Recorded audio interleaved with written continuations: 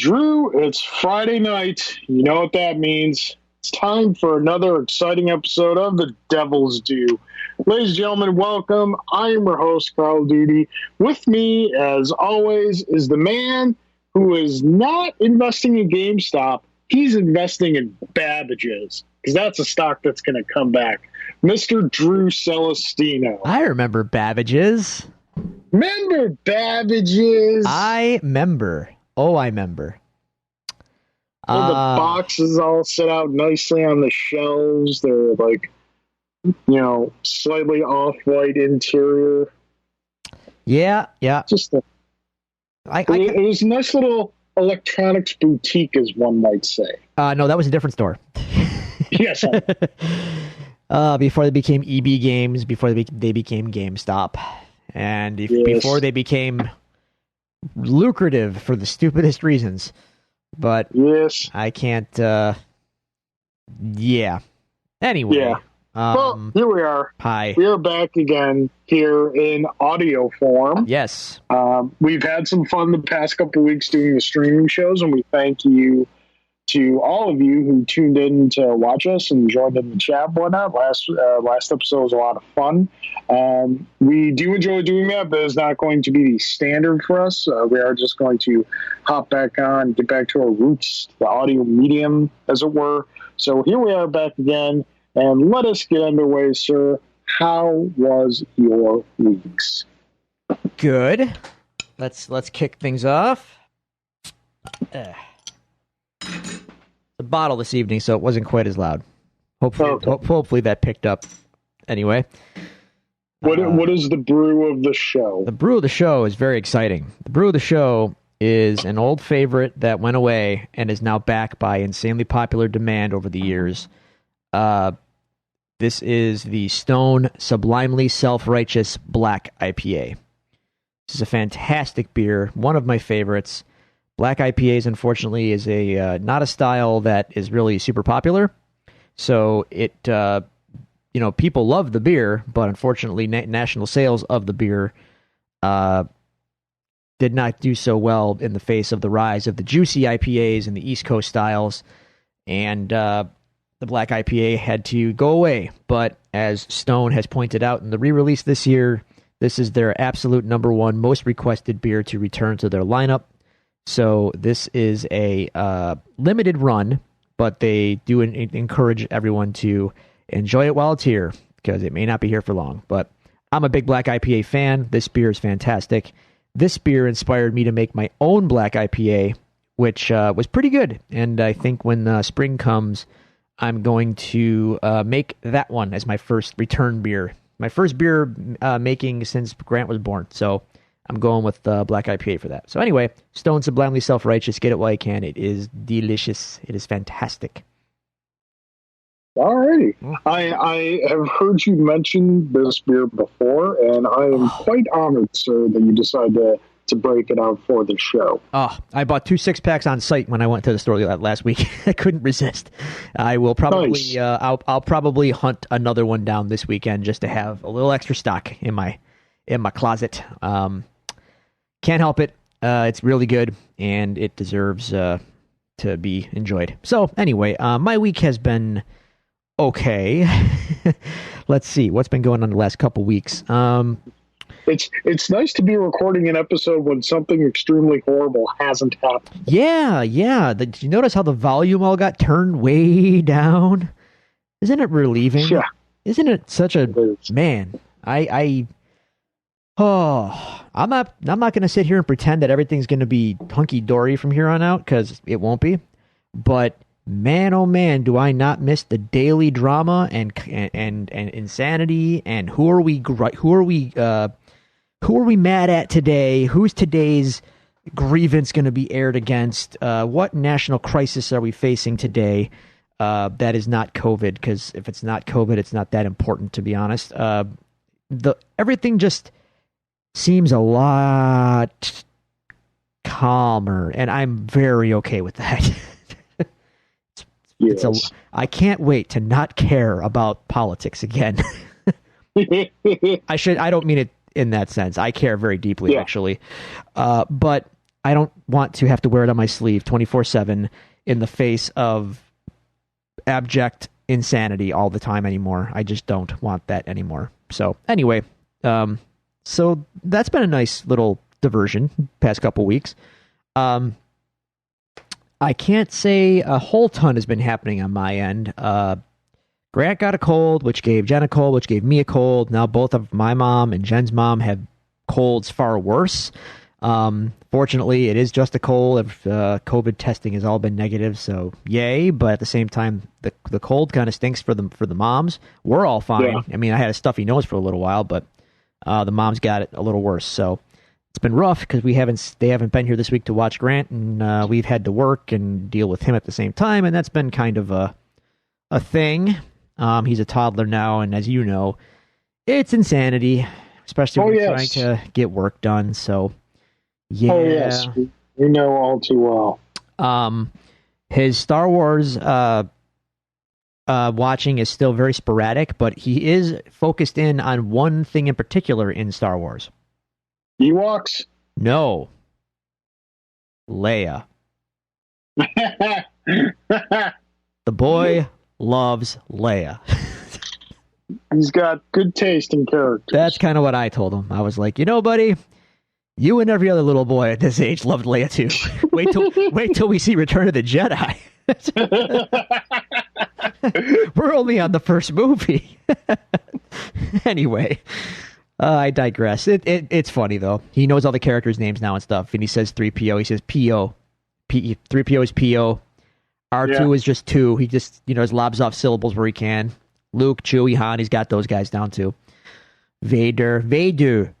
Yep. Okay, we got all this down. Good. He's got all his touchstones, so that's been fun. I think I mention that I did mention that I beat Doom 0. I think on our last episode. So on that note, I started playing Doom 3 again for the first time in about a decade or more. And I remember Doom 3 being a very radical departure from the original games, obviously, being fully 3D and much greater technology at the time it was released and all that. And I got to tell you, Carl, Doom 3 is not that good. For what they were going for, I suppose it's fine. It's more of a survival horror kind of example of Doom as opposed to a frantic, crazed shooter. But in taking away the frantic energy and minimizing the over-the-top goofiness of it all, it really just becomes a chore to play. You can't see anything. There's a flashlight mechanic that you have to constantly juggle, which is really annoying. All of the levels look largely the same. It's just all indoor corridors that are dark. And the guns, and I mean all of them, have just no weight to them at all. And half the time you don't even know when you're hitting your targets because there's just no real feedback to know that you're doing it. So it's a well-made game, but I got to tell you, I am not, after coming off of Eternal, which I didn't like, then going into the original games again and now playing Doom 3, it's just not that great. It's not fun. It's not a very fun game. I'll remember. I remember it being very much a departure from what kind of made the series great the first couple games. Yeah, and the funny thing about it is, even for all of the technology behind the engine and everything, and at the time it was impressive and whatnot, but this was released in 2004, August 3rd, 2004. Just for frame of reference, a mere 2 or 3 months later, Half-Life 2 was released. And you might want to say it's apples to oranges, but everything that Doom 3 kind of tries to do, Half-Life 2 does better in every possible way. So it's kind of funny to look back and see that. But I guess, history kind of bore that out with Half-Life 2 becoming, the linchpin of Valve's portfolio, which launched Valve into superstardom, which launched Steam, which launched Valve into just being a storefront and crazy technology company as opposed to a game developer at all.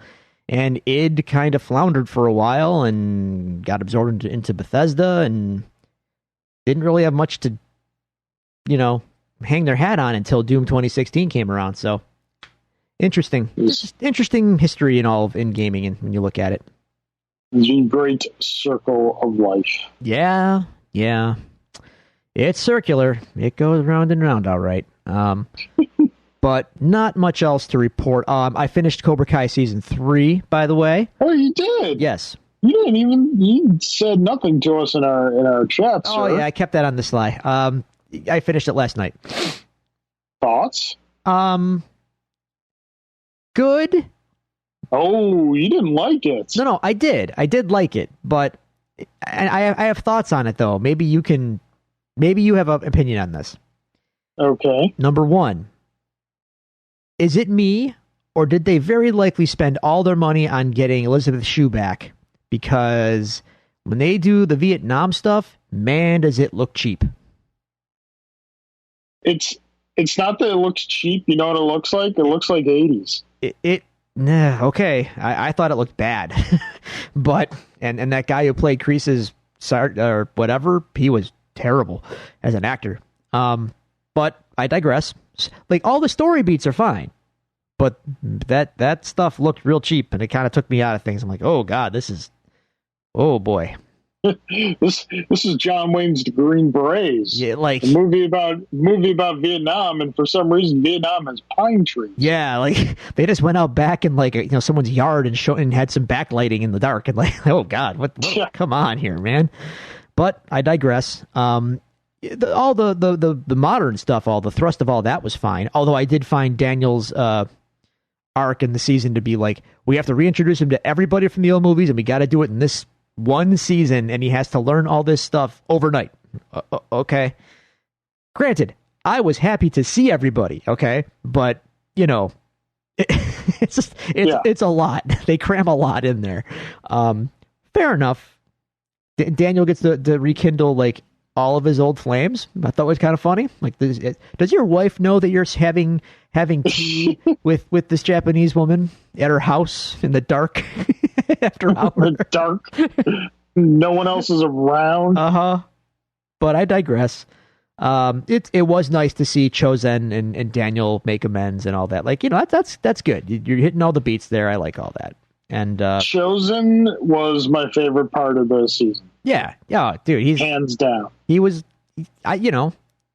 2 is like low key my favorite one of those movies. There's just something about Karate Kid 2 I love. I love Sato. I love Chozen. I love all of it. They did a story beat that I am a sucker for and always enjoy. When the villain / rival grows beyond what we know of them. Yes. Probably the most popular example of this, maybe not so much with yourself, but in larger pop culture as a whole, is Vegeta in Dragon Ball Z. Yeah, I don't know. Like he is the big villain of the first arc of the season, and then he just, like, out of mutual respect for the main character, just kind of grows to be a close friend of the main character. So, like, someone who is not truly evil, air finger quotes, kind of just finding their own path and their own way and defining their own story as a redemptive one is something that I'm always a sucker for. Nice. And so just to see, like, Chozen laugh and see that character has truly found, like, that inner peace. Yeah. I was like, you know what? That's my favorite part of the season. Yeah, that's good stuff. Yeah, it was good to see him. So, overall, good. They totally set it up for another season, which is nice. I just hope Netflix doesn't cancel it before they do another season because, Netflix got a Netflix. Well, I believe they've already announced season 4. Oh, good. So I know we're at least getting season 4. Good. I thought Hawk's spoilers, by the way. Yeah. Hawk's redemption came way too quickly. It's like, bro, you already like busted in Daniel's house and kicked the crap out of a whole bunch of his friends, and then out of nowhere you decide to turn. Like, it didn't even take that much prodding, but you already have been like fighting the wrong fight for this whole time. I think the explanation there is teenagers. Hey, you're not wrong. Mood swings, minds change very quickly. Yeah. Something I'm sure you and I will both learn about at some point. Oh, yeah. Well, I remember being that age as well. So, yeah, it's a good point. Good point. I remember hormones. Yeah. But, yeah, Elizabeth Shue looking fantastic still to this day. Yes. Nice to see her. And coming in and being the adult. Yes. Which, yeah, everything, like I said, it hits all the beats. I don't know if we've talked about it before on this show, but Cobra Kai, if you have any fondness at all for those movies, like it just hits you right in it's the sweet spot, and you can clearly tell that the guys behind that show are total fans of the material. Like, yes, they grew up on it or whatever, and they love it, and they're just they're living the dream. So good. It was fun. I just thought some of that my critiques are whatever, but overall, Johnny and Daniel are still the heart of the show, and seeing them team up now and finally put everything behind them, move forward together, great, good stuff.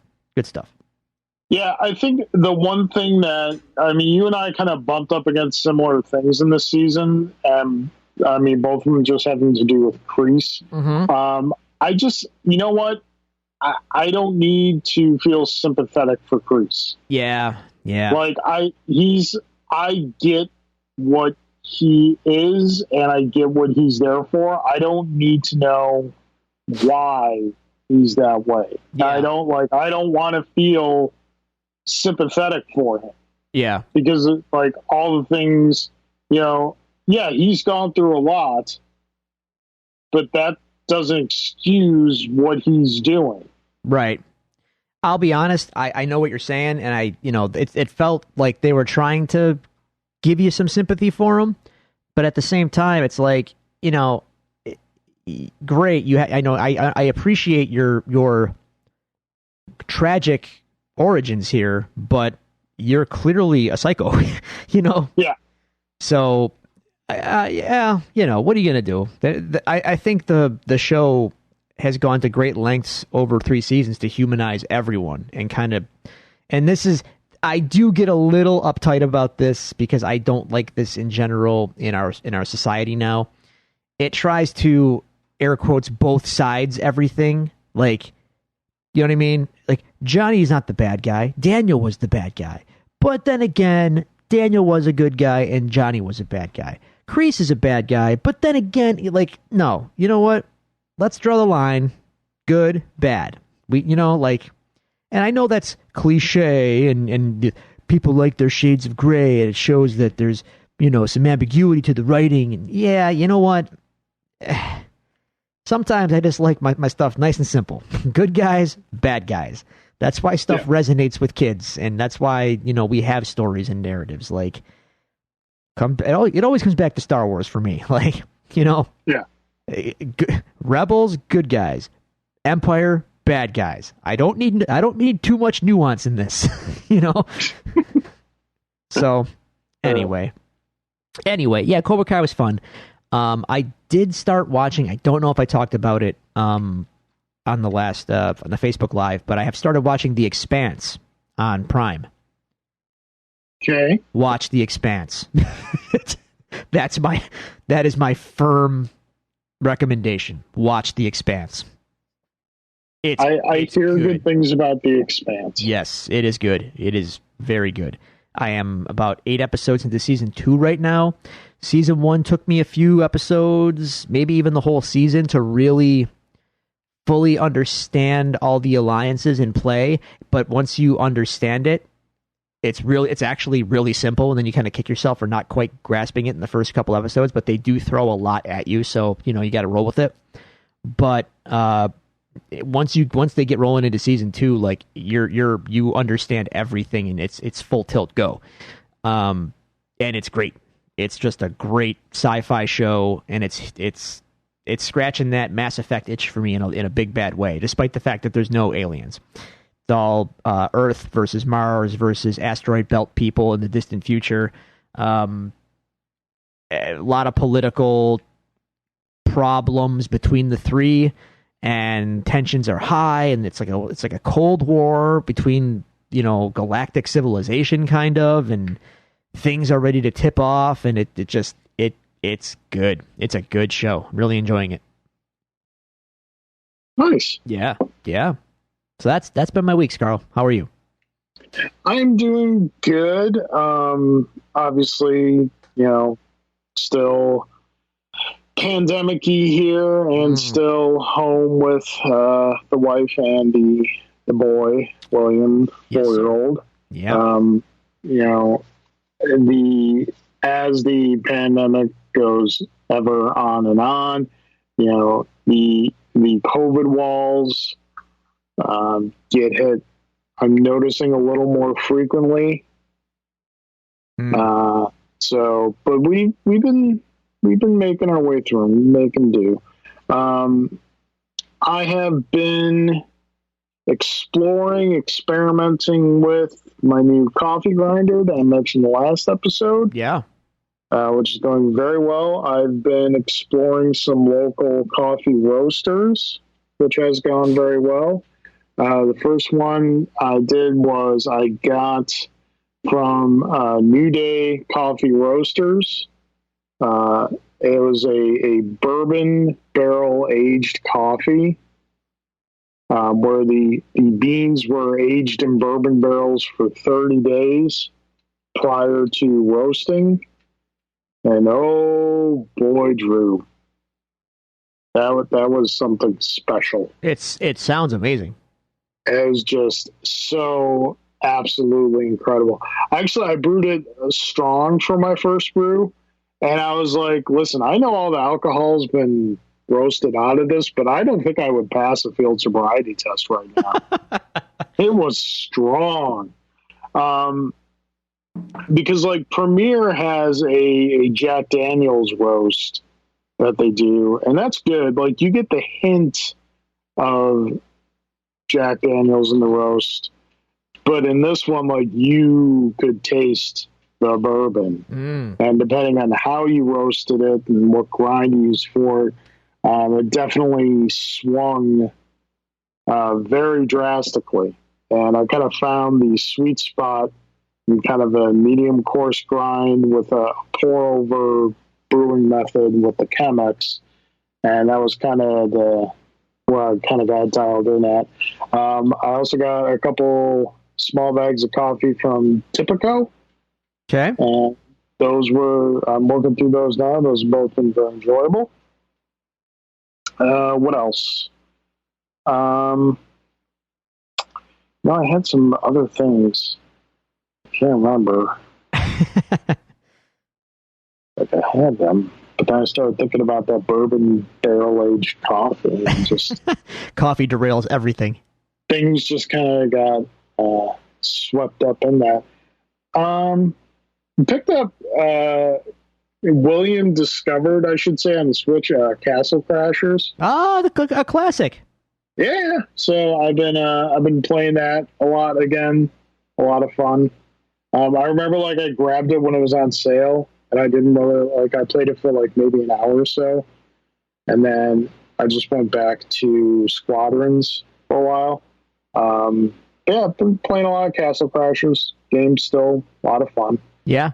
Trying to think what else. I know some other stuff went on this week, but it escapes me at the moment, so I'm sure I'll kick myself after we're done recording, but we got some show to get to, folks. That was our weeks. We appreciate you listening to us, stopping by. We would love to hear about your weeks and everything that's going on in your life. We'd love to hear any questions or comments you want to send to the show for us to read on the show. If you'd like to do so, you can find us at the following social media locations. You can Follow us on Twitter at Devils Do Pod. You can like our Facebook page at facebook.com/Devils Do Pod. You can email us at thedevilsdopod@gmail.com, or you can find all these resources available to you on our website, thedevilsdopodcast.com. That being said, Drew, we do have an email. We have one email from Mr. Alan Waiters. All right. Starts off, gentlemen, before we get down to business, can you give a nice birthday shout out to our own wizard, Tim Golf the Gray, who's reached a milestone today? Drew, I'm going to let you take this one. I have no idea what Alan's talking about. It is Tim Book's 40th birthday. Oh, okay. So happy birthday, Tim. You made it to 40. Yay. Some of us are past that. I remember when you turned 40. Yeah, that was one hell of a party. Carl and Drew, what is your feelings on the GameStop controversy? Have you invested in Bitcoins like doggy coins? Dogecoin. Dogecoin. Okay. Dogecoin. You know Doge? Whatever. I have no idea. It's you know the Doge meme, right? No. Such Doge, very wow.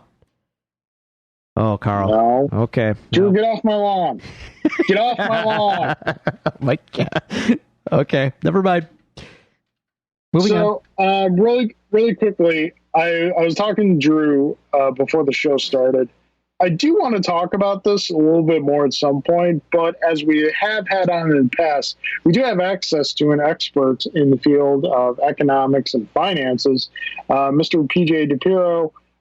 We do want to send out some very heartfelt well wishes to him and his family, though, right now, as they are currently recovering from a nasty bout of COVID-19. So when he gets better, when he feels up to it, we'll see about having him on again to talk about the GameStop controversy. As far as my non-expert opinion on this, I think that ultimately this is probably not going to turn out the way a lot of these new investors think it's going to turn out. That depends when they cash out, but it seems that they are holding the line, as it were, and I know what they're going for. I just don't know what the unforeseen consequences of that are going to be just yet. But yeah, because without getting too deeply into it, I appreciate the spirit. Believe me, I do. Yeah. And hey, I hope that it results in some positive changes for the whole market thing. But I don't know how it's all going to shake out in the end. We'll see. Yeah, I think something that a lot of people are forgetting is that GameStop is a horrible company. That's not the point, Carl, at all. They're aware of that. Well, no, but the thing is, like, GameStop is a horrible company, and GameStop was failing because of things that GameStop does. Yes. And the market was doing what the market normally does, which is consume something that's dying. So everything was taking its natural course. Well, and then everybody started to get uppity about this. And I think that in the end, this is going to backfire for a lot of people who can't afford to have it backfire for them. They think they're taking a lot of money out of these hedge fund managers. So these guys maybe miss a payment on their third house, but they're going to make it up next month. Don't worry about it. That's fine, but as long as they're they're exposing the absurdity of it all. And I think that's the more important message to take away from all this. All this stuff is manipulated and made up. And a lot of people don't think about it. And now this is basically exposing it to everyone to see, like, it's all nonsense. It's not real. Like, it's all speculative at best. They're gaming the system the same way that the hedge funds game the system, and the same way the hedge funds have gamed the system forever, except they're turning it around on the hedge funds, and I'm all for that. So we'll see how it shakes out. I don't know how, again, in the end, I don't know who's going to ultimately, air quotes, win. I don't know that anyone will necessarily win, but it's been fun to watch. And again, GameStop's, viability is not even the point at all. The point is just to stick it to hedge funds, that these guys who short stocks and exploit, a loophole in our whole silly economic model. So, hey, yeah, I just think at the end of the day, it's going to be the stickers who get the short end of the stick more than the stickies. Again, like I said, it depends when they cash out. They cash out now; they're coming out pretty good. Pretty good. Yeah. GameStop was $5 a share in December, man. It's up to $300 and something right now. You bail out, you did pretty good for yourself.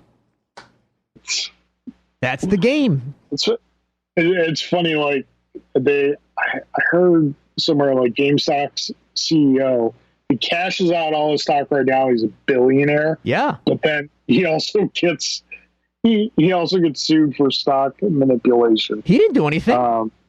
So. Why would he get sued for that? He should just bail out. I would. The gold is the parachutes, Carl. See, these things, and this is why I want to get PJ on to talk about this. Like, first off, if you're reading about stuff like this on like BuzzFeed or GameSpot or no. anywhere that's not like a reputable financial reporter, stop. Don't read that. Wall Street Journal, Bloomberg. Yeah, people who somewhat know what they're talking about. That's what I've been reading. Those are the ones you want to read. Listen to experts. But again, that's why I said I want to get PJ on to talk about this at some point. Because I think that I think eventually the market will just correct itself. Well, it always does, but GameStop will go away. Like permanently. Again, Carl, you're fixating on GameStop. This has nothing to do with GameStop. GameStop is just the stock they chose to make this happen. It could have been anything. GameStop was the one that they picked because they realized that it was grossly shorted and there were X amount of shares available to make this squeeze possible. Yeah. GameStop is secondary to it all. They're honestly almost like a bystander in all of this. You know what? They're probably like a lot of people are probably trying to get a message across, and the message is probably going to be heard, but it's going to be just as easily forgotten once everything corrects itself. Like I said, it depends. The SEC is seemingly for now not on the side of the hedge funds, so they're on the side of the retail investors. But that could all change in a hurry because they can say one thing publicly, and then if they take no action at all. Or take action to basically bail out the hedge funds and screw the investors once again, then the wrong message was clearly taken. We'll see. I don't know. Yeah. We will get some expert input on this at some point. Mm-hmm. He goes on, Carl, since you have become a coffee connoisseur, what are your favorite coffee beans you have used so far? Will you be doing cappuccinos next? Favorite coffee beans I've used so far, that bourbon barrel aged bean jumps right up to the top 5 easily. The Premier's Jack Daniels bean is very good. Their Heart of Darkness bean I enjoy. Their Kenya AA bean I've really enjoyed. Typico, I got a Colombian bean from them that's been good. It's got notes of butterscotch in it and green grapes, which is really nice. I kind of want to get more into like some more earthier flavors.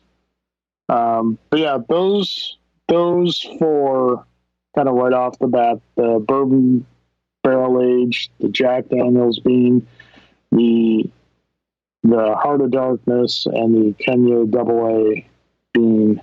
Those have been among some of my favorites. I think I'm more traditionally. I've kind of liked something lighter to medium in the morning and darker in the afternoon. I think maybe once I get through the beans I have now, I'm just going to kind of stick with one bean primarily and just really learn, get that dialed in, and then move on to the next one that fancies my eye. I'm going to start keeping a coffee journal too. I think get really nerdy about this.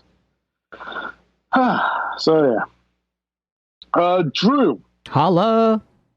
He said, will you be doing cappuccinos next? Probably not. I am diabetic, and a lot of the more like cappuccinos, lattes, things like that tend to be more on the sugary side. Also, for those, you kind of more need a legitimate espresso machine. And espresso is not something I've really ventured into very much because that is a whole nother it's a different level.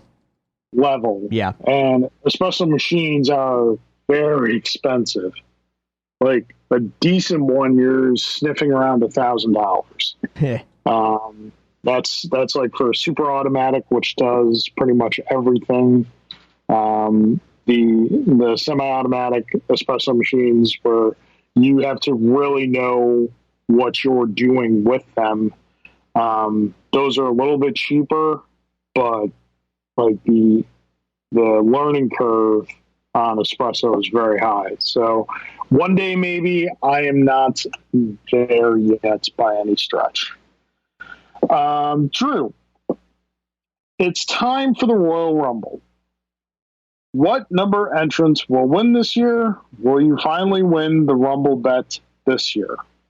I never anticipate winning the Rumble bet, so I'm in it for fun. We'll see what happens. I don't know who's in the Rumble this year, and I don't care. I'm just gonna have fun with the result. That's all. WWE is a complete mystery to me now, and anytime I do check in on what might be happening in it, it's always like, that's stupid, and I move on. And that's about all I can do. Are you actually going to watch the Rumble? It depends if I decide to gather with friends or not. If I do, yes. If I don't, I have no means to watch the Rumble, so I will not watch the Rumble. Someone can tell me if I won the bet or not. Okay. And then he has a fitness question for Drew. Ooh. As a fellow yogi, yes, what yoga pose do you still have trouble doing? As it helps you feel better with. I'm just reading this as he wrote it. As it helped you. All right, I'm guessing he meant to say has it helped you feel better with aches and pains. Definitely helps with aches and pains for sure. Increased flexibility and core strength is going to seriously help out any back or neck pain you might have. My issue specifically was my knees for a long time, and doing yoga has significantly helped out my knees. And which is funny considering all of the positions you can get in. You really do stretch out the knees, and you use your knees, and they might creak, but they don't hurt like they used to quite as much. So, anyway, the hardest pose for me still, and I admittedly do DDP yoga, so the names are a little different in DDP yoga. The hardest pose for me easily that I still have trouble with is crow pose, or in DDP yoga parlance, black crow. It's hard, man. That is some serious arm strength, and I can't hold it for more than a split second before I just fall. So I've had a problem with that for years, and maybe if I did yoga every day, I could get there better, but I only have but a few times a week to spare to do it. So anything else I'm pretty good on, but crow pose is a real bear. Can't do it. Would you say that the crow pose is 40 seconds of pain all at once, all for you? Carl, it's barely 4, much less 40. All right, that does it for Alan's email. Alan, thank you so very much. We really appreciate it. Now on to the news of the weeks. Not a ton of stuff. It'll be kind of a light show this week. First up, we have a long-awaited trailer for something we all have a dear fondness for, which is gigantic kaiju beasts punching each other. We have our first full trailer for Kong versus Godzilla. We got big monkey, big lizard, punchy. fire breathy, jumpy, go. Sure. Why not? Yeah, I think it looks like it's going to be a lot of fun. I've enjoyed all the, from the reinvention of Godzilla. I think that came out about 4 or 5 years ago, the one with Bryan Cranston. I've enjoyed all of them since then. They've been just a lot of fun to watch. There's Godzilla, Kong Skull Island, which was a really, actually, to this day, is probably my favorite one. And then there was Godzilla King of the Monsters, and now we have this. I have not seen Skull Island nor King of the Monsters, because life in the last couple years has obviously found a way for me. So Yes. I'd like to, but alas, is what it is. Yeah, I'm not a King Kong fan. So You are not. no, I don't care about a giant monkey. That might have been, cool in 1930 whatever, but now I don't care. So whatever. Godzilla I'm here for because I like Godzilla. Giant radioactive lizard with nuclear breath. Okay, cool. I'm in for that. I like the Cranston one very much. I did not see King of the Monsters despite my desire to see it. I should probably find a way to remedy that. Kong versus Godzilla, let's go. I'm a little disappointed that they had to make Godzilla the heel, seemingly, based on the trailer. That's a bummer. And we're talking about a movie with giant monsters that fight each other, so I'm going to be very pedantic here, and this is so stupid, but I can't help it. But I love how you constantly bump up against this. This bothers me. King Kong is not that big, so sizing him up so he can fight Godzilla just so you can make a movie, to me is just like, it's dumb. Once again, it's not how any we of this realize works. we're talking about a movie. I know. With a giant ape fighting a giant iguana. Yeah, I know, it's dumb, but in canon, damn it, Kong is not that big. He would not stand a chance. But alas, we're here. No, but hey, let's go fighty. I'm sure they'll team up at the end against the real enemy anyway. Godzilla also has never really had a defined size either. He's been in all sorts of different shapes and sizes. Yeah. I don't know. It just I cannot explain this. It just bothers me. All right. They have said that it takes place in the same world as the past films, but is not necessarily a direct sequel to the past films. So we did see that Millie Bobby Brown is back for this one. She was in King of the Monsters. She was great in that. So we'll see. I've also seen a lot of rumors of the trailer being misleading in that the actual heel is Mecha Godzilla. Okay. Okay. Sure. Why not? Yeah. Let's do it. Why not?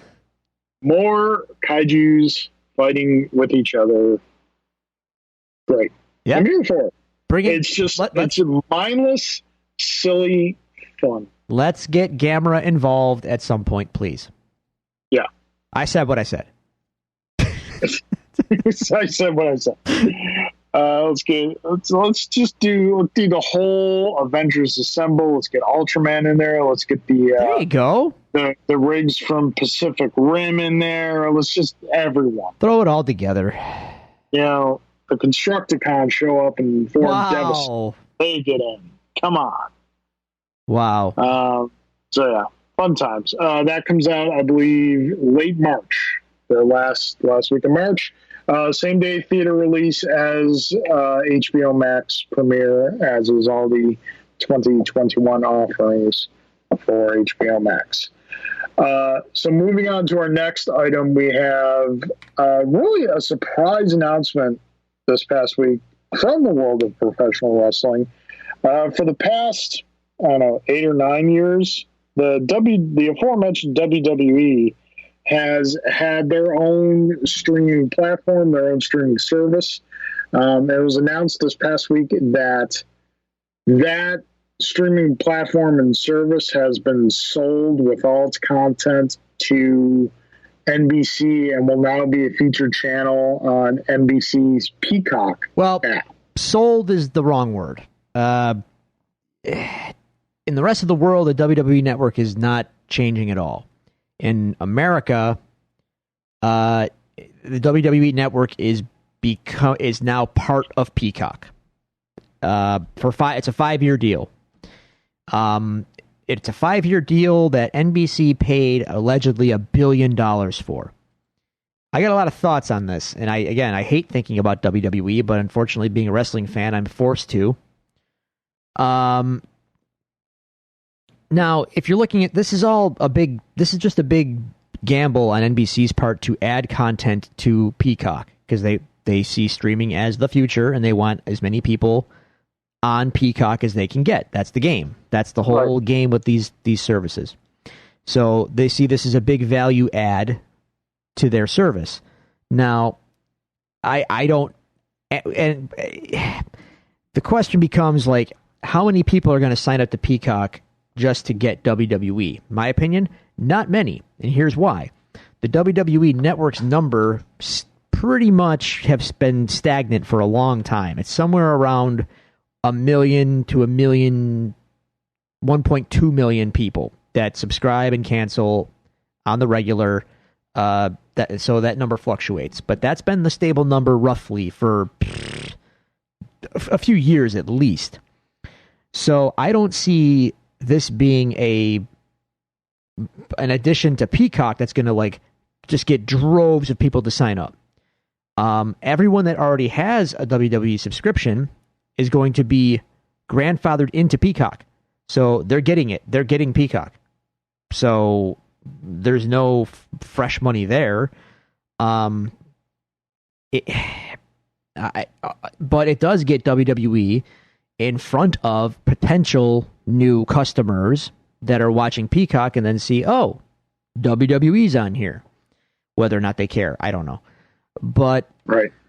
So ultimately the way I see it is NBC overpaid, and as usual, WWE fails upwards. They get $200 million a year for nothing, to do nothing. And they don't even have to, I mean, I don't know. It doesn't make any sense to me. It just doesn't make sense.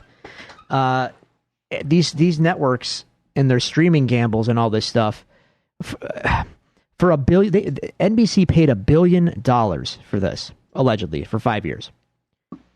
I'm just putting this out there, Carl. I don't know what they value the company at. I honestly don't know. But what they value NBC at or WWE? WWE. Okay. But just for some context, I'm looking it up right now because I want to be right about this. Okay, just for context, Disney paid $4 billion for Star Wars. $4 billion for Star Wars. Okay? Right. You're telling me that NBC is giving a quarter of that, $1 billion, for a 5-year deal for WWE. WWE is not worth that much. That company cannot possibly be worth more than $1 billion to $2 billion. And if they are, that's insane. It just makes no sense to me at all. It's a niche product. Pro wrestling is not that big. WWE is big somehow because of all these TV rights, but their product is garbage. At the end of the day, it comes down to what they produce. All they produce is disposable nonsense. None of it is good. It hasn't been. They've been trading on their name for 20 years. They haven't produced a star in all that time. John Cena, but John Cena is not at the level of stardom I'm talking about here. I'm talking Rock, Austin, Hogan stars, right? That's when the business was doing. That's when the business was doing money, at least at the live gate. Now WWE is making money on their history and their lineage, but they haven't produced a star or a must-see attraction in 20 years. But they keep failing upwards. They keep getting more money, more TV money, more. For what? They have less people that watch it than ever, and they haven't produced anything good in years. I ultimately, what it comes back to, they are McDonald's. They are Budweiser. They're a brand name. It doesn't matter if their product is crap. It's a name you know. It's when people think wrestling, they think WWE. And that's as far as it goes. And I hate it, Carl. I hate it. You know, I don't want to wish ill on anyone, but I hate seeing this company and Vince McMahon succeed despite their awfulness, while other viable, good alternatives exist and exemplify the product that I think wrestling should be and is better. But I don't know. I throw up my hands and I just gotta shrug. I just gotta shrug. I don't know. I don't get it. Brand name has power. That's all I know. Yeah, I think looking at this, I mean, obviously I'm in no position to critique WWE's creative or anything. I don't watch it at all. I haven't watched it, and I can't remember when. You wouldn't last. You would not make it through a whole show. I promise you. I remember, like, I stumbled across Monday Night Raw once a couple months back, and I watched it for like maybe 5 minutes or something. And I was like so annoyed by the camera work. Yeah. That I just like immediately had to change the channel. But just kind of looking at this vacuum, so the monthly fee for the WWE Network subscription is $9.99. Yes. And the monthly fee for Peacock, I believe, is $4.99 with ads. Yes, with ads. Okay, so the subscribers from WWE Network are getting moved over to Peacock. So theoretically, their monthly fee will drop to $4.99, and then they'll just pay that to Peacock. Right? Theoretically, I don't know the logistics exactly, but yeah. So I don't see it as necessarily a bad move on NBC's part. I don't see it as like a earth-shattering brilliant move either. It's just more like a common sense move. They're paying $1 billion. Yeah, they're paying for content. They're paying $1 billion, which sounds like a lot of money, but to them is not. They're essentially buying 1 million new subscribers. They are getting an identifiable brand name content on their service that they can now use in marketing for the service. So for as far as NBC's perspective on this goes, I don't think it's necessarily a bad move. It seems to make a lot of sense. The thing that confused me about it was, and we were talking about this before the show, is like just how WWE's kind of like spread itself kind of all over the place. Even though USA is owned by NBC, like their flagship show is on USA. They've got a show on Fox, and then their streaming services on like NBC. So I could see this being confusing for someone who wants to get into WWE and doesn't quite know where to go for it. I think that obviously, aside from their creative revamp needs, there's also like just less confusing access needs that need to be addressed there. But I mean, ultimately, at the end of the day, we don't watch WWE. We don't really like. We've got our AEW. We are very happy with it. Yes. They've yet to have a bad episode, a bad show, and they premiered what, a year and a half ago now? Just about, yeah. Yeah. So that's 52 plus weeks of solid programming. I mean, so there's been weak episodes for sure, but their weakest episode is still better than Raw's strongest episode for the last God knows how long. So whatever. Hey, again, I I don't get it. If you're morbidly curious about pro wrestling, I would just tell you don't watch WWE and form any kind of opinion on pro wrestling because you're not watching pro wrestling. It's like, don't form an opinion on you had a Budweiser once, therefore all beer is bad. No, you had a Budweiser. Like, yeah, that is not emblematic of anything. But yet there it is. I went a little off the handle there, but I dude, it irks me. I can't stand it. I'm so tired of this company continually pulling money out of sources despite having such a terrible product. Like, it just doesn't make sense. I don't understand it. I don't get it. But such is life.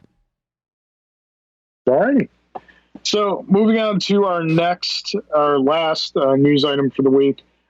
This is to categorize it best rumor at best. It's a rumor from, I would say, a fairly solid source, that being Mr. Mark Bernardin from Fat Man Beyond. Solid. Yeah. If he says he's heard something, he's legitimately heard something. So apparently, Warner Brothers is in exploratory meetings and not like full blown pre-production, but serious conversations to revitalize or revive the Batman the Animated Series. Now, if you listen to our show at all, if you have any kind of interest in geek culture and things of the like, you definitely are familiar or at least have heard of Batman the Animated Series. If you have HBO Max, it's recently been added to HBO Max, and I highly recommend going and watching the whole thing because they have the recently restored 4K versions of the episode on there, and they are gorgeous. I shouldn't say 4K, I should say high def, but they're restored, they're cleaned up, they're as good as that show has looked in a long, long time. And so apparently they are talking about doing a revival or a sequel series to Batman the Animated Series. Now, when you hear this, an initial thought might be, great, this is arguably the greatest animated series of all time. Like, I'm not putting out the caveat of superhero animated series. I'm just saying animated series. As far as art, writing, animation, I think it's easily the greatest superhero animated series of all time, and is very historic in what it was and what it did. So you may hear this news, you may be like, great, hey, I can get more of this? Cool.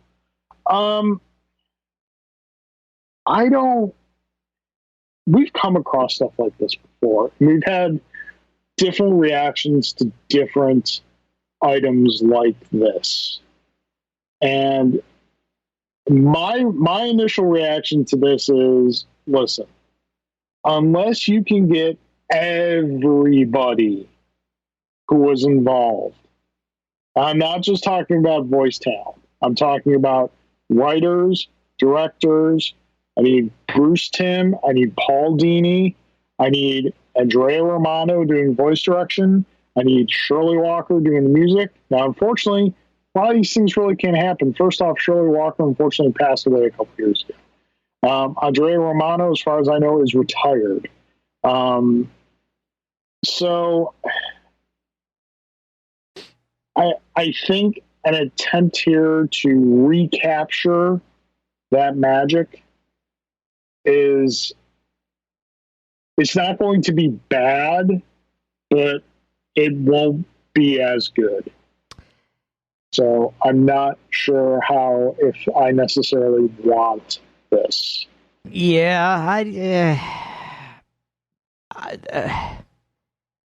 I'm very much of the opinion in most walks of life that there is no going home again necessarily.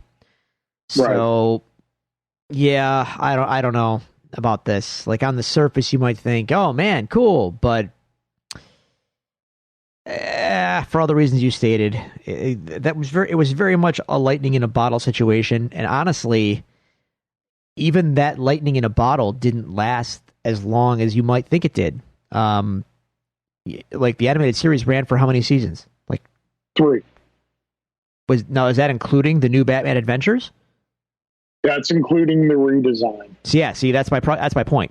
I think once they redesigned it, it fell off. Like the initial season or 2, that's the magic for me personally. Like it, and you had just so much firing on all cylinders. You had everything working in your favor, and even as someone who is tired to death of Batman, I will tell you that the animated series is probably the best Batman material in existence in any medium. The animated series rules. Like it just gets everything right in every way. Yeah. And you're going to try and bring that back. I don't know. Good luck. And see, there are instances when this has been done that I've been okay with. Like, for example, we've mentioned on the show before, Alan and I are very big fans of the show Young Justice. And that was a show that was canceled after 2 seasons because toy sales were not doing what they thought they would. But the show was very good. They were telling a larger picture story. The writing and everything, animation was great. And then they decided to bring that back for a 3rd season. That's on HBO Max right now. And the 3rd season, I'm still going through it. It's good. It's not as great as the first 2 seasons were, mainly because they're doing a very different story with it. So I'm still waiting to kind of see where it goes. But like with something like this, like even with the redesign, I still like the redesign because all the key components are there. Like some of the redesigns, I think they made improvements on the initial designs on. Some of the redesigns, I think they were not as good as the initial design. Like in the redesign, I like the redesign of Batman. Scarecrow is amazing in the redesign. But like then for every Batman Scarecrow you have in the redesign, you also have a Riddler who looks terrible in the redesign. They went from the 3-piece suit to the unitard with the question mark, and it just looks terrible. Joker is I see what they were trying to do, and I commend them for trying something a little different, but it just didn't work. And in the subsequent things that came after Batman animated series, the redesign, whether it be Batman Beyond or Justice League and Justice League Unlimited, when Joker made appearances there, he was kind of an amalgam of those 2 visual styles. They kind of got rid of just the black eyes and kind of went, as far as the face goes, kind of went back to the original design, but kept the redesigned body, and it really worked. I think that's kind of like where that character design was at apex in those. But yeah, it's not like with Batman the animated series, we only had 1 or 2 seasons that abruptly stopped. We got 3 seasons of like 24 episodes each for each season. So we have a lot of content to go with. Not to mention, we've got the Mask of Phantasm movie. We've got the, to a slightly lesser extent, the Sub-Zero movie, which isn't as good as Mask of Phantasm, but it's still better than a lot of stuff that's out there right now. And then we still have a lot of the things that creative team went on to do after Batman the animated series. I know you're not as much a fan of Batman Beyond. I enjoyed it, but Justice League Unlimited were incredible. They were so good, and that they kept those in that universe was just fantastic. So, I mean, if you want to do it, I'll give it a shot, but I'm not going to say that if you can, like, like if you can pull Andre Romano out of retirement and you get Bruce Tim and Paul Dini, I mean, I don't think you'll have a problem getting Kevin Conroy and Mark Hamill and the majority of the voice cast back for that. It'll probably be good, but I think that initial magic won't be there. Yep, I agree. I'm skeptical. Yeah. It's Michael Jordan coming to play for the Washington Wizards.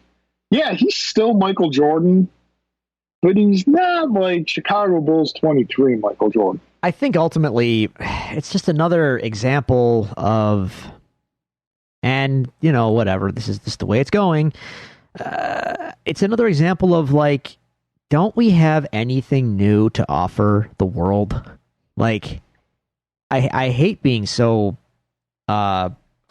cynical about this, but man, we are just falling into established brands only territory in everything. Like, hey, remember that thing? Here's the thing. Like, okay, great. Like, I liked it as it was. Like, leave it alone. Make a new thing. So I can say, hey, remember the new, like 20 years from now, I want to say, hey, remember this? If you keep serving up the same stuff, I don't know. No, I get that. Like, if you're HBO Max and you want to do something like this, just make a new Batman animated series for your platform. Yeah. It doesn't have to be Batman the animated series. Yeah. There were Batman animated series that came out after the animated series that were not done by the same team, that they each have their own fan. I just got done watching through Batman Brave and the Bold with William, and that is amazing. That is absolutely amazing. It is by no means there's very few things that can compare it to the Batman animated series. Obviously, Kevin Conroy and Mark Hamill show up in a couple episodes doing voices. Like they do in one episode, Drew, they do the Batman of Zen-Ur-La. And he's voiced by Kevin Conroy.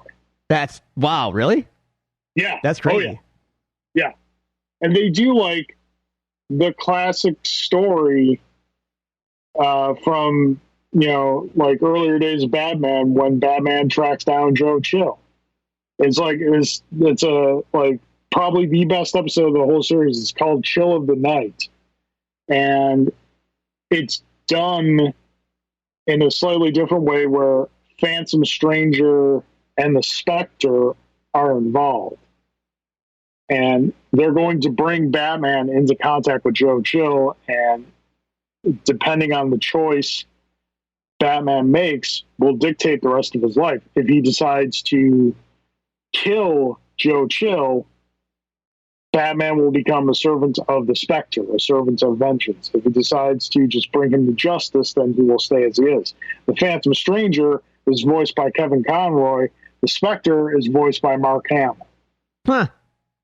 And like seriously, if you ever have a chance to watch this series with Grant, do it, because it is an amazing, amazing series. And it's right up there with Batman the Animated Series. And it's perfectly fine for kids. Right. So, but like, and that existed after, Batman the Animated Series, and was nothing like Batman the Animated Series, but is just as high a quality in a different way. So do something like that. Do a new Batman series and try and do your own thing with it. Yeah, but that doesn't, Carl, they're trying to sell you content. So it's got to be, hey, member? And that unfortunately that sells more than here's the new version of it. For whatever reason, man, we are hardwired for the familiar. I lament this because I wish it weren't the case, but that's just the way it is. Yeah. Yeah. That's a bummer. It's a bummer, man. Moving on from the news, okay. And speaking of the new, yes, We are going to discuss the first 3 episodes of WandaVision right now. It is Friday night.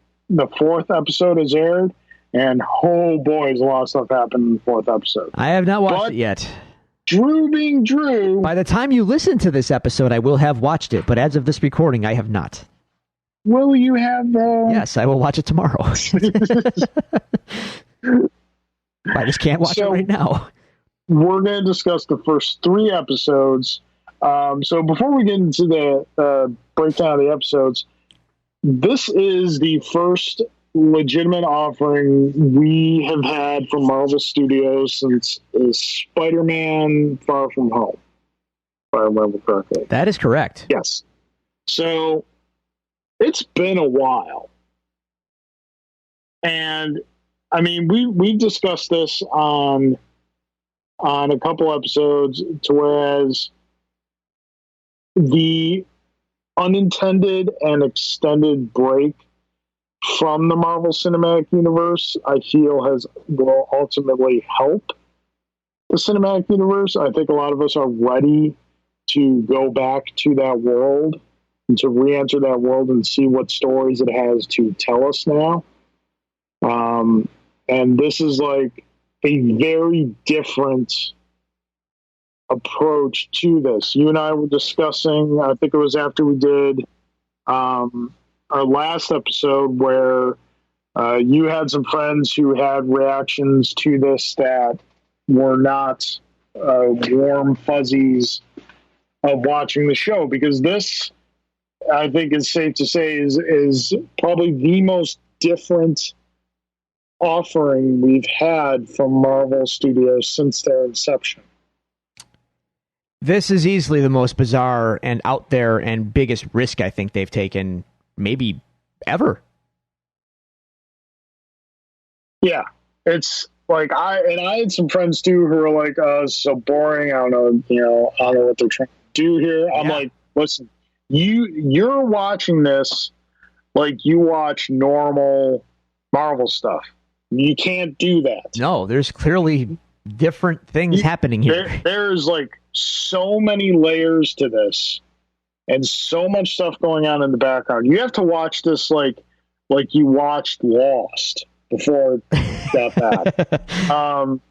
Like you have to look very deep beyond the surface of what's being presented. That's the key thing. I mean, clearly it's not what it seems. Like, isn't that obvious? I mean, I don't know. Yeah, I mean, is it not obvious? It's like I said to you, it's like someone gave Grant Morrison the story and said, go. It is very Morrisonian. and I am here for that. Yeah.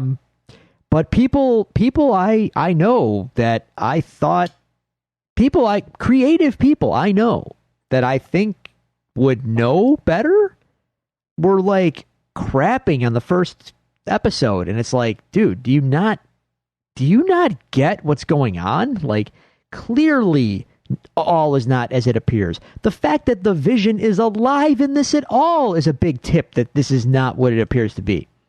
Yeah. Not to mention, I think yes, it's obvious like they're doing a crazy sitcom pastiche. Mind you, they're doing it incredibly well per episode. Like you might as well be showing me something from the eras that they're referencing, and it's incredibly well done. However, even despite that, there is this constant undercurrent of darkness to it that is like unavoidable. And if you're choosing to ignore it or you don't see it, I don't know what you're watching. It feels very classic Twilight Zone. Yeah, I don't evoke this name. I don't do this lightly, and I'm not saying that it's even close to the same thing, but there's a David Lynch factor happening in this show, and that's bizarre. I never thought I would say that about a Marvel property.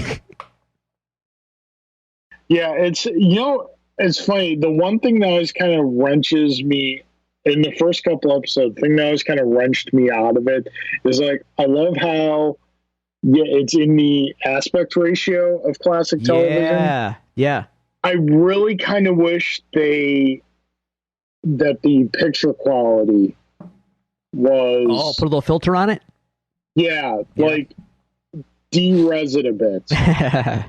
Like give me some scan lines. Give me like just some fuzz. Make it really look like Nick at Night. Exactly. And that was the only like. But that was really my only critique of it was that I'm like, okay, if you're going to go this far, why not go the whole way? That's fair. But I mean, like it was tough because like I watch it and at the same time while I'm watching it, I'm looking at everything I possibly can in the scene. Of course. For what something means. Like his tie in the first episode had like a design on it. I'm like, that design has to mean something. It was like a rectangle with 2 dots on the inside and 2 dots on the outside. And the whole time I'm thinking, like, that's got to be a symbol for something. I'm thinking of, like, the symbol on Dr. Manhattan's forehead and looking at it in that same way. I'm like, that symbol has to mean something. It's too... If they didn't want to draw attention to his tie, they would have just given him a blank tie. Right. But like that's how, that's how like I'm watching it, and so I saw a really good analogy that the commercials, in the first 3 episodes represent the traumas in Wanda's life. Yeah, I saw that. I saw a similar discussion, and that makes a lot of sense. And yeah, because the first one is for a toaster oven made by Stark Enterprises. Right. And so you have, when she was with Pietro and the bomb came through her family's house and they were just waiting there for it to detonate as it was beeping. And did you notice the way the toaster beeped? And yes. And it lingered for like just a little too long for a commercial? Yep. Yeah.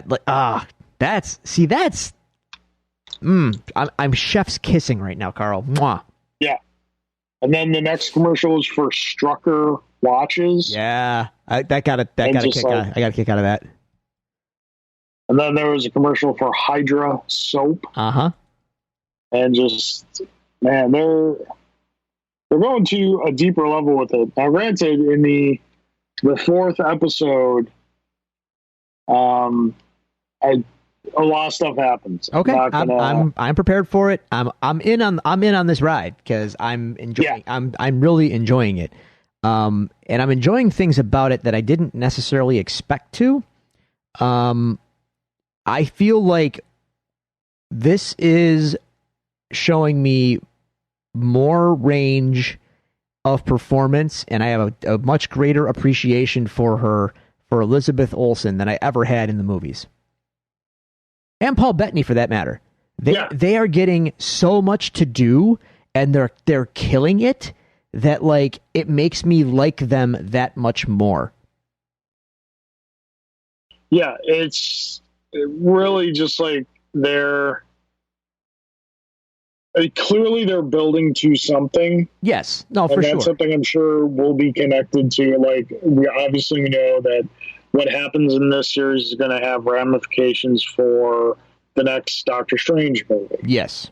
And so, but they being, in a sense, free from the Infinity storyline, not having to have that around them, they seem to be having a lot more fun with the storytelling that they've been able to have in the past.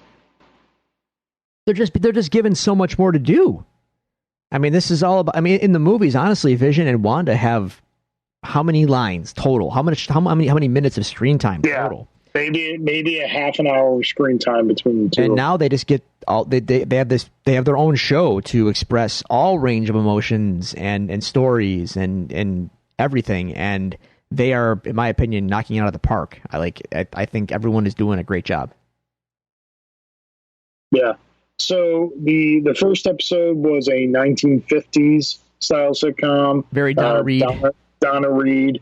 The second Dick Van episode Dyke was Show, maybe. Dick Van Dyke, 1960 style. Third show, Bewitched. Brady Bunch. Bewitched, Brady Bunch. I kind of feel this, and this 70s. I might be splitting hairs here, but no, I actually thought that the second episode was more of the black and white era Bewitched, and the third episode was the color era Bewitched. Kind of two sides of the same coin. I mean, I can see that as well. I think they wanted to. I think the third episode is more, like kind of Brady Bunch style. There's some of that in there. Yeah. I mean, for sure, they definitely, with the intro and all that, and they have like the shapes and like the grid pattern stuff, and very Brady. But yeah, I mean, we're splitting hairs; it doesn't really matter. But I appreciate all of the work that's gone into it, because again, they really do nail the aesthetics of all the eras they're going for.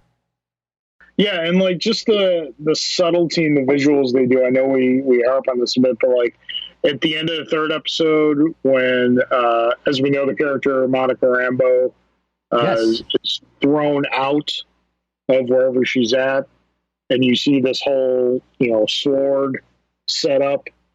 And they're like looking at an energy field. And if you take like a close look at the energy field, it's Roy G. Biv pixels from a classic television. I did not see that. And like even if you watch the end credits, like the graphics they're doing, the color palette they're doing, it's all Roy G. Biv, tube television pixel style. That's essentially what they're using as their palette for that. Huh. So it's good stuff. So yeah, I don't really have any nitpicks for it just yet. If you don't know what you're, excuse me. I do like that they released the first 2 episodes in the first week, because I think those first 2 episodes taken together give you enough to get you really excited about the show. I think if they just done the 1 episode 1 week and the second episode next, it might have felt like a little bit of a drag at first. Yeah, the 1-2 punch is really like the first episode has the creepiness to it. The second episode ramps it up even more. So by the end of that second episode, you definitely know something is afoot, and it's got its hooks in you to wait for the next one. Yeah. So looking forward to it. I believe it's 8 episodes. I think so. So 8 episodes. Then when this is done, then we move on to Falcon and Winter Soldier in March, which looks to be the more traditional Marvel fare. I think it should be worth noting that Falcon and Winter Soldier was supposed to be out first. And due to COVID, it's not. But I also think that's telling, because that just tells me that Black Widow has something in its story that is going to be spoiled if they would have put Falcon and Winter Soldier out first. I think they're waiting for that, and that's just my guess. And I will also say it's worth noting that it's a pretty gutsy move on Marvel's part, knowing that they have to have Black Widow in limbo, and therefore delaying the show that people would be the more let's call it the more traditional Marvel show, waiting in the wings.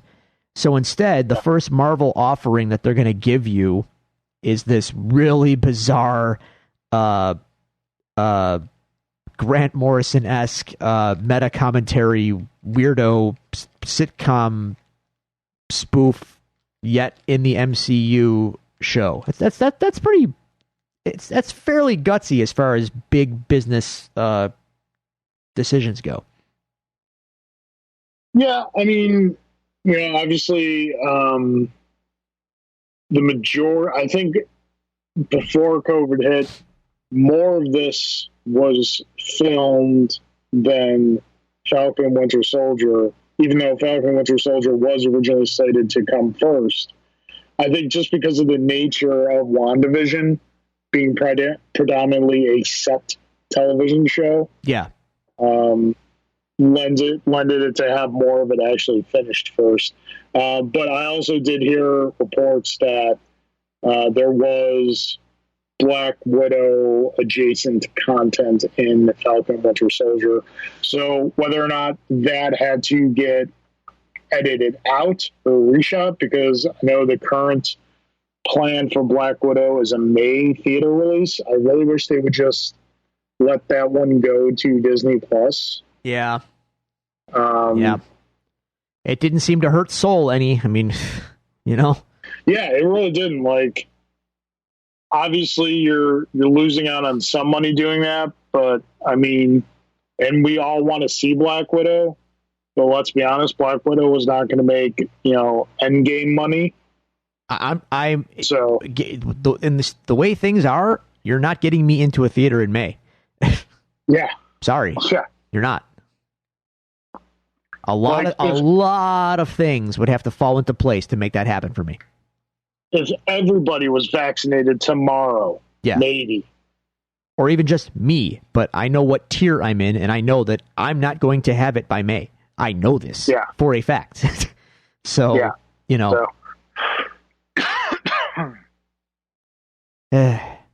Frustrating. But, anyway, I'm loving WandaVision. It's combining a lot of great things that I enjoy. Again, the Grant Morrison vibe of it all. Also, the subtle references to the Tom King Vision series from a few years ago, which was great, and just the overall. Again, Marvel excels at pulling the core elements of their history and their characters and making those elements work in a new framework on screen. The canon is different and the whatever, but they excel at nailing what's important about those stories that they're adapting and the characters in those stories that they're adapting and making it work. And Wanda and Vision and all that stuff. Did all this happen like this in the comics? No. But are they translating the vibe and the core of it? Yeah. And they're doing a great job. Indeed. All right. Well, I think that's going to do it for us this week. All right. Shorter episode, but that's okay. We still got to get together and talk a bit. Yes. Dear listeners, as always, we appreciate you. We thank you for stopping by and spending time with us. If you would like to reach out to us, communicate with us, send us any questions or comments to be read on the show, you can do so at the following social media locations. You can find us on Twitter. Follow us at Devils Do Pod. You can like our Facebook page at facebook.com/DevilsDoPod. You can email us at thedevilsdopod@gmail.com, or you can find all these resources available to you on our website, thedevilsdopodcast.com. Drew, that being said, any final thoughts? No, I got a lot of thoughts out this episode, so nothing major to close out with. All right. Continue to be excellent to each other, please. Yes, please be excellent to each other. All right, folks. Thank you again for stopping by. Hope you all have a great couple weeks until we meet again.